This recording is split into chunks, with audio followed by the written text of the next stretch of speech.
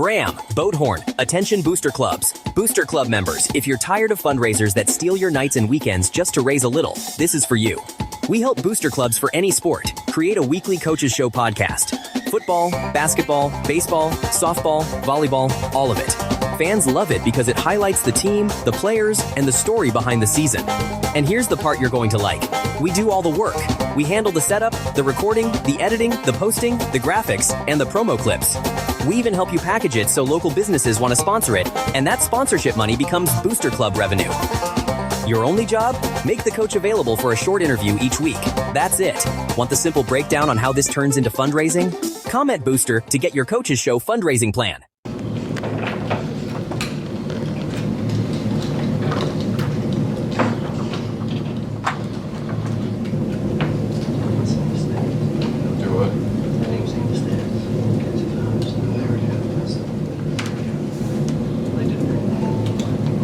Muenster High School head coach Carney. Coach, if you'll introduce your three student athletes. Yeah, so down the end, Nolan Peel, senior, D tackle, running back. Garrett Hess, senior, tight end, wide receiver, whatever you want to call him, defensive end, and Casey Carney, quarterback.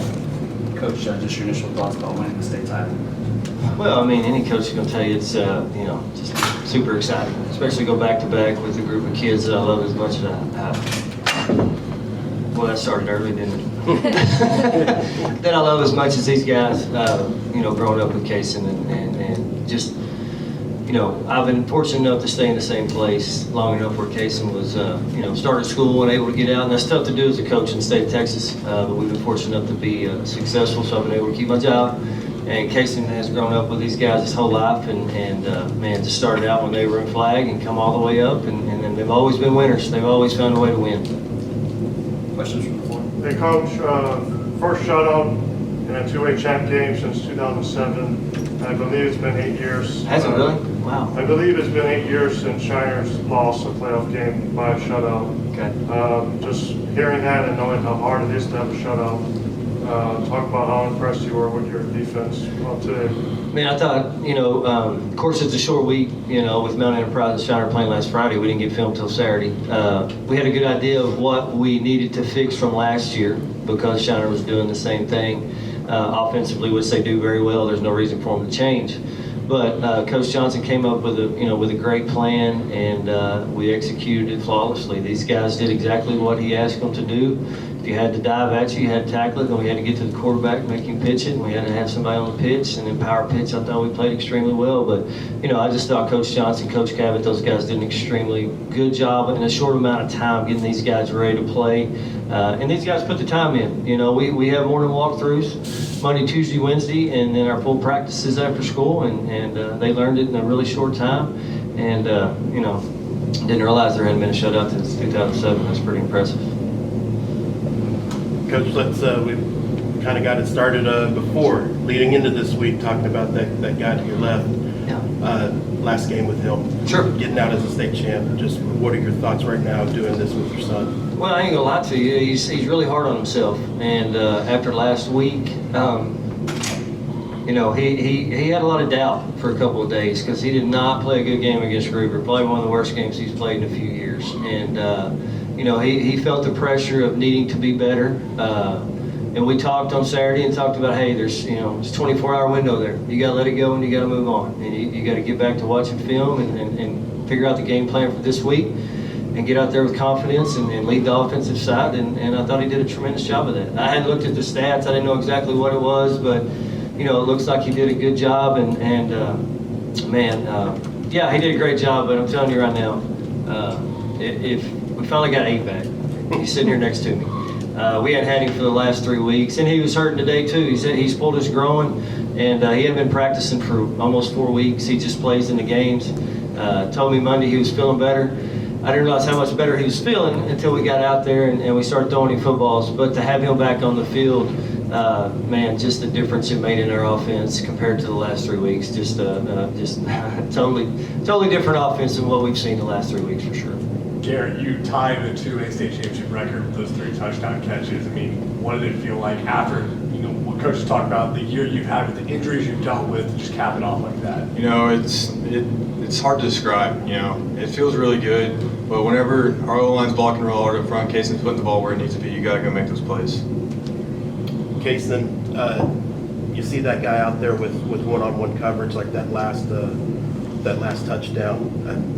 I'm just curious, what are your thoughts as you're seeing the way that they're covering you guys and defending you guys right there before that play? I got a funny story about this right quick. Before you get going. Yeah, go ahead. Let me answer this first. I got a funny story. All right, Coach Wheeler called the play. And Casey looked at me and said, Dad, I don't know how I feel about this. And I looked at Coach Wheeler. I said, Casey's not sure about this.